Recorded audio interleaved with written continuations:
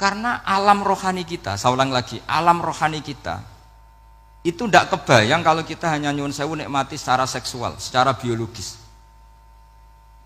Makanya ada ulama ditanya, kenapa sholat itu lebih indah ketimbang nikmat al-wiqa misalnya, nikmatnya hubungan biologis.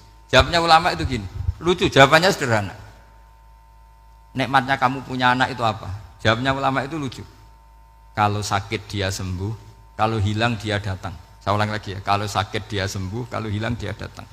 Sekarang orang tua yang punya anak sakit koma di UGD atau di emergency, itu senangnya tuh mengalahkan kesenangan apa saja. Kira-kira orang yang berhubungan intim atau yang hubungan biologis dengan orang yang sedang anaknya sembuh dari koma, senangnya senang mana? Senang yang melihat anaknya sembuh dari koma. Senikmat apapun hubungan biologis, senang anaknya yang hilang ketemu. Nah, kalau anak ketemu saja orang seseneng itu, apalagi kita di surga. Ketemu zat yang lama kita sembah, yang lama kita rindukan, yang lama kita rindu. Kemudian ketemu di surga. Maka tidak ada artinya surga tanpa melihat Allah Subhanahu wa ta'ala. Memang harus dijelaskan secara rohani. Akhirnya orang ngerti bahwa nikmat tertinggi di surga adalah melihat Allah Subhanahu wa ta'ala. Karena kalau anak-anak muda mungkin protes, ya enggak, ya enak kumpul sama widadari gini-gini. Wah itu kan yang trauma bojone jelek gitu. Wah itu yang bojone jelek mesti kesusu masuk surga karena itu sudah jelek, cerewet, nggak mati-mati kan gitu. Terus dia ingin masuk surga mesti niatnya welek, mesti pikiran pertama itu kumpul widadari. Tapi ada ulama yang bikin analogi tadi, misalnya istri kamu cantik, kemudian anak kamu sakit, koma. Hubungan dengan istri sama dengar berita anak kamu sembuh, seneng mana? Seneng anak sembuh. Sama anak yang hilang, seneng mana? Anak yang hilang ketemu. Maka terus ulama bisa menjelaskan itu. Kalau orang ketemu anaknya seseneng itu, apalagi ini ketemu Tuhannya yang bertahun-tahun disembah, kemudian tidak pernah melihat. Di surga itu nanti kita melihat Allah Subhanahu. Makanya Allah begitu bangganya mempromosikan surga. Surga itu apa? Surga itu wujuhu yauma idzin nadhirah ila rabbiha nadhirah, yaitu wajah-wajah berseri-seri dan melihat Allah. Itu tanpa dijelaskan seperti ini Anda akan janggal, enaknya di mana? Tapi setelah dijelaskan detail gini oleh ulama, maka kita akan tahu an-ni'matul uzma sing enggak ada perbandingannya adalah nikmat masuk apa? Surga karena melihat Allah Subhanahu wa ta'ala. Ya jadi saya berkali-kali pokoknya minta sekali, hadil umat harus umat yang rasional, terutama dalam mengemban tauhid. Karena tauhid ini yang disebut kalimah. Sampai Allah mengistilahkan kepada Nabi Ibrahim itu wa ja'alaha kalimatam baqiyatan fi aqibi.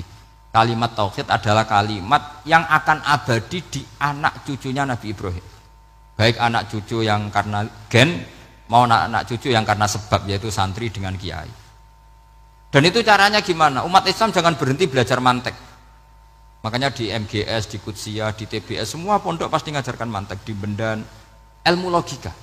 Yaitu tadi, kalau kamu tidak bisa menemukan tauhid dengan cara tadi, dengan cara al-alam mutaghayyir wa kullu mutaghayyir hadis labudan min bukhtis, paling tidak pakai ilmu yang dilakukan Rasulullah SAW. Yaitu masyhur itu, saya sering cerita di mana-mana. Ada orang namanya Jubair bin Mut'im, Muhammad bin Jubair bin Mut'im. Itu dulu dia kafir. Dia orang pinter sampai dipasrai jadi negosiator untuk mengurus tawanan perang Badar yang ditawan Rasulullah SAW. Ketika datang di Medina, delalah pas maghrib, Nabi baca wattur wa kitabim mastur. Di antara ayat yang dibaca Nabi itu am khuliqu min ghairi syai'in. Masa manusia sebanyak ini kemudian mereka diciptakan oleh ketiadaan. Min ghairi syai'in itu oleh ketiadaan. Masa alam raya yang wujud ini, alam raya yang punya eksistensi ini kemudian penciptanya adalah ketiadaan. Padahal wal adamu la yakhluqu wa la yu'assiru wa la kadza wa kadza. Tentu sesuatu yang tidak ada itu tidak bisa dikatakan sebagai pencipta. Wong nggak ada, jadi faktor saja nggak mungkin apalagi jadi pencipta. Itu Nabi habis sholat langsung beliau sungkeman, ya Muhammad, saat ini juga saya iman Karena logika yang dibangun ayat yang kamu baca itu menghabiskan semua logika saya. Intinya logika tauhid itu akan mengalahkan semua teori non tauhid. Itu yang disebut bal naqdhifu bil haqqi 'alal batili fayadmaghuhu fa idza huwa zahik. Kebenaran tauhid itu akan menghancurkan kekuatan apa saja. Fayadmaghuhu itu di tafsir Tobari disebut dorbatan tasujud dimah. Satu pukulan sing sampai menjadikan otak itu hancur. Makanya disebut damagho, dimah itu maknanya otak. Maka kamu jangan khawatir kalau Islam didiskusikan di Uni Soviet, didiskusikan di Kanada, didiskusikan di Korea, pasti kalimat tauhid akan mengalahkan kalimatul batil. Pasti ja'al haqqu wa zahaqal batil, innal batila kana zahuq. Tapi syaratnya kita harus kuat. Makanya saya ini senang sekali yang namanya ngaji itu, saya senang. Karena saya tadi bercita-cita ingin jadi dosen setelah mati. Karena di dunia sudah tidak jadi apa? Dosen. Saya ingin seperti Imam Amudi. Pertama ketemu Allah, beliau disuruh ngajar malaikat tentang ilmu apa? Matematika yang mengarah ke tauhid. Jadi diajarkan. Kamu tahu angka 2, angka 3, angka 4, semuanya bersumber dari angka 1. Berarti semuanya berawal dari 1. Gak tahu setelah itu malaikatnya dites lagi apa enggak tahu. Pokoknya pas itu malaikat ya paham semua. Oke. Kayak apa hebatnya umat Rasulullah Shallallahu Alaihi Wasallam? Karena akalnya kuat. Sehingga kita harus kuat. Sehingga kalimat yang benar disebut kalimatu haqqin 'alaiha nahya wa 'alaiha. Nah, kalimat yang salah disebut kaburat kalimatan takhruju min afwahim. Kalimat menjadi kalimat karena diucapkan, tapi tidak menunjuk hakikat. Kayak ini misalnya, ini tutup, ini putih. Terus saya katakan hitam. Berarti saya mengatakan ini hitam sebagai kata-kata karena diucapkan, tapi tidak pernah menjadi hakikat. Karena hakikatnya ini putih. Itu hebatnya Quran. Makanya Quran kalau gojlek orang kafir itu, gojlek orang kafir itu sebut apa? Kaburas kalimatan takhruju min afwahim. Tapi untuk kalimat tauhid dikatakan apa? Yusabbitu walladzina amanu bil qaulif tsabit fil hayatid dunya wa fil akhirah. Sebagian disebutkan wa ja'alaha kalimatam baqiyah. Kenapa kalimat tauhid itu kalimat yang abadi? Karena Allah sebagai Tuhan di dunia juga sebagai Tuhan di akhirat, dan selalu Tuhan pada masa yang tidak terbatas. Itu disebut wa ja'alaha kalimatam baqiyah. Kemudian umatnya Nabi mengganti kalimat yang gampang. Allah punya sifat baqo, punya sifat akhir. Maksudnya akhir itu la akhirullah. Terus semuanya. Yang paham ya alhamdulillah, yang enggak paham dikon ngapal wujud kidam baqo mukhalafatul khawadisi qiyamuhu binafsi wahdaniyat kudrat irodat. Wes paham. Lah kok sing rada alim terus roh bedane iki sifat ma'ani iki maknawiyah. Cara Mu'tazilah ngene, cara ahli sunnah ngene. Wah itu sudah kejlimetan bocah. Sementing pokoknya wujud hitam.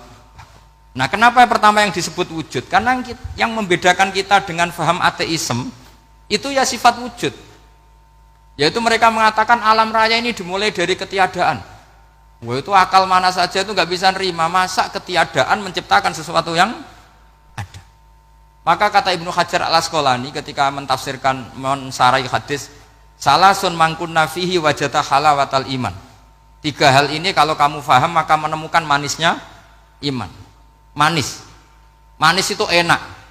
Terus kata Ibnu Hajar al-Asqalani, masih ingat betul dalam sarahnya Fathul Bari, wa yusamma inda ahlil aql, misalnya al-iltizat al-aqli. Agama ini mengajarkan kenyamanan cara berpikir. Coba kalau sampean seorang doktor atau seorang profesor atau seorang pinter, kemudian kamu dipaksa mengimani bahwa alam ini diciptakan oleh ketiadaan, itu bisa tidur gak? Oh tidak bisa tidur. Sampean misalnya orang pinter, dididik di kampus atau dididik di pondok, alam ini yang wujud, yang menciptakan itu sesuatu yang tidak wujud, kamu bisa tidur gak kira-kira? Ini guru apa? Ini sarap ini. Mosok hadil maujudat khalaqahal adam, sesuatu yang wujud diciptakan ketiadaan. Tapi agama ini membawa sesuatu yang menyenangkan untuk akal, yaitu hadhil maujudat khalaqaha wajibul wujud. Maujudat yang wujud ini diciptakan super maujud, yaitu oleh bahasa pondok disebut wajibul wujud. Kan terus seneng, wajar dong kalau sesuatu yang ada diciptakan oleh yang ada. Nah tentu ada pencipta, terus ada super, disebut wajibul wujud. Kan terus enak. Nah, itu kata Ibnu Hajar al-Asqalani disebut wajadah halawatal iman. Sehingga kita tidak usah khawatir. Makanya saya itu termasuk orang yang nggak khawatir.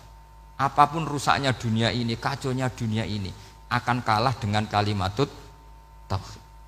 Karena kalimat ini ketemu apa saja pasti menghancurkan. Yaitu disebut bal naqdhifu bil haqqi 'alal batil fayadmaghuhu fa idza huwa zahid. Kalimat hak ini akan menabrak apa saja. Dan yang ditabrak pasti hancur. Makanya sampai tidak usah khawatir misalnya ada negara ateis di Cina, di Korea. Kita yakin asal yang diteliti itu agama Islam pasti menang.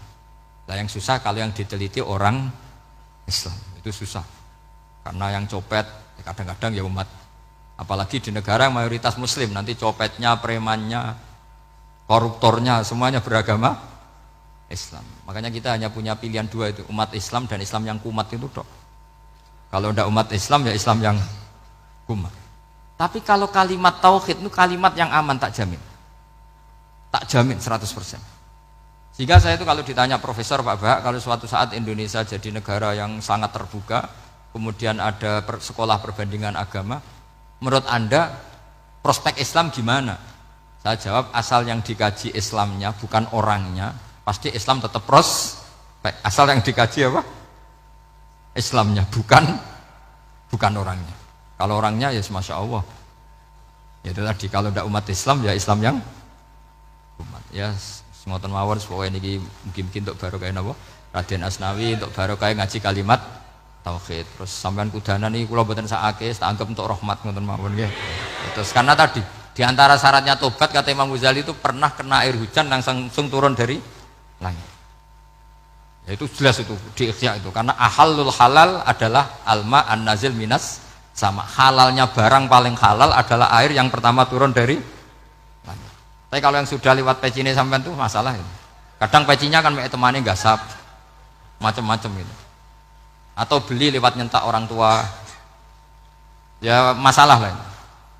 Tapi ya lebih baik yang pakai peci timbang yang enggak, lebih sopan gitu kan. Tapi yang enggak pakai peci ya enggak apa-apa karena langsung kena apa? Kena apa? Hujan. Jadi pokoknya yang ingat-ingat ya, yusabbitu Allahu alladziina aamanu bil qawli tsabit. Assalamualaikum warahmatullahi wabarakatuh.